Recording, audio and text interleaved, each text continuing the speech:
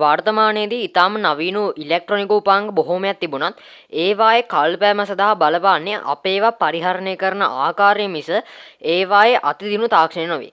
කෙතරම් ගුණාත්මක භාවයෙන් වැඩි දියුණු තාක්ෂණීය යුත් උපකරණයන් පවා අපි නිසි ලෙස භාවිතා කළේ නැත්නම් ඒවායේ කල්පෑම අඩු වී ඉක්මනින්ම කැඩී බිඳී යන්න පුළුවන්. ඉතින් මේ ආකාරයට අප විසින්ම ආයු කාලය තීරණය කළ හැකි සුලභ උපකරණයක් තමයි මෙන්න මේ ජංගම දුරකථනය කියන්නේ. අපි ජංගම දුරකථනය ආරෝපණය කරන එහෙම නැත්නම් චාර්ජ් කරන ආකාරය අපගේ ආරක්ෂාවට වගේම දුරකථනයේ බැටරිය ආයු කාලයට නිවසේ විදුලි බිලටත් බලපානවා. ඒ නිසා අපි අද මේ වීඩියෝවෙන් කතා කරන්නේ බොහෝ දෙනා ජංගම දුරකථනය චාර්ජ් කිරීමේදී සිදු කරන සුලභ වැරදි කිහිපයක් ගැන. ඉතින් රැඳිලා ඉන්න මෙන්න මේ වටිනා කියන වීඩියෝවේ අවසන් තප්පරය වන තෙක්ම.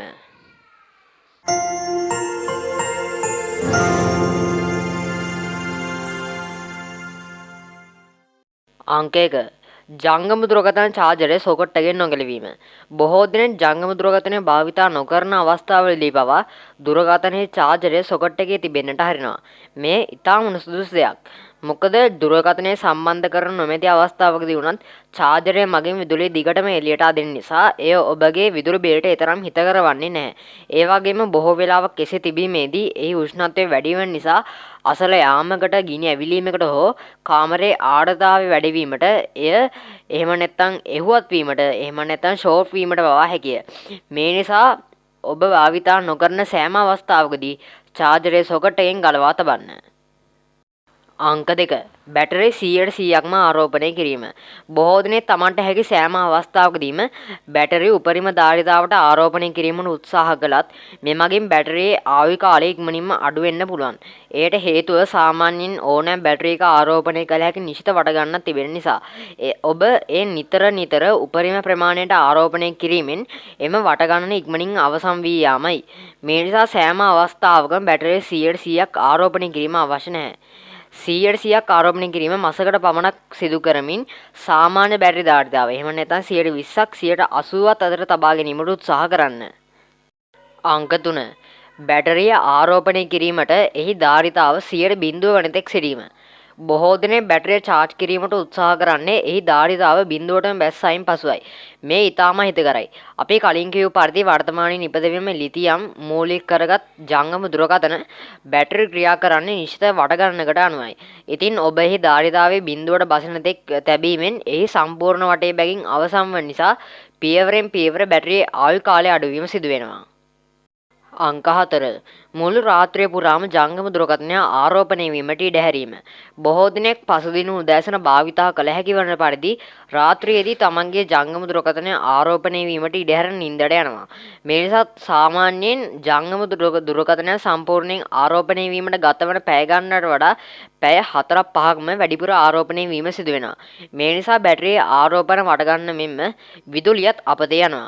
ඒ වගේම අවශ්‍ය ප්‍රමාණයට වඩා ආරෝපණය වීම නිසා ජංගම දුරකථනය අධික ලෙස රත් වීමත් එයට ඊට අහිතකර ලෙස බලපානවා. අංක 5 ජංගම දුරකථනය චාර්ජ් වන අතරතුර ඒ භාවිතා කිරීම.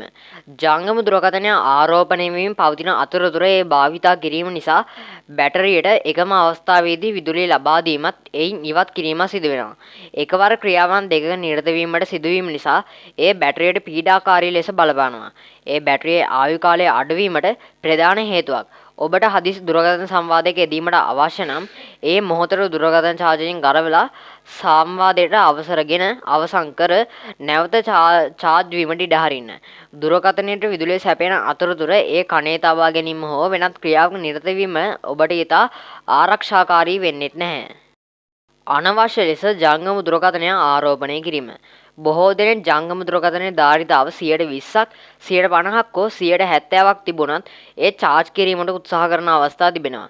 නිතර අනවශ්‍ය ලෙස ජංගම දුරකථනය ආරෝපණය කිරීම බැටරියේ ආයු කාලය විශාල වශයෙන් අඩු කිරීමට හේතුවක්.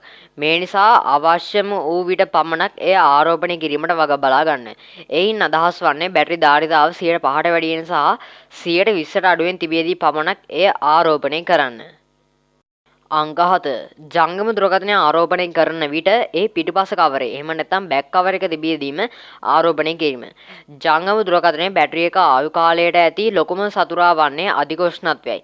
මේ නිසා එහි පිටුපස කවරේ තිබියදී charge වීමට ඉඩ හැරීමෙන් එහි නිබදවන උෂ්ණත්වය ඒ තුලම සිරකට තබා ගැනීම. ඒ බැටරියට පමණ නෙවෙයි ජංගම දුරකථනයේ ඇතුළත ඇති අනිකුත් උපාංග වලට පවා අහිතකර ලෙස බලපානවා.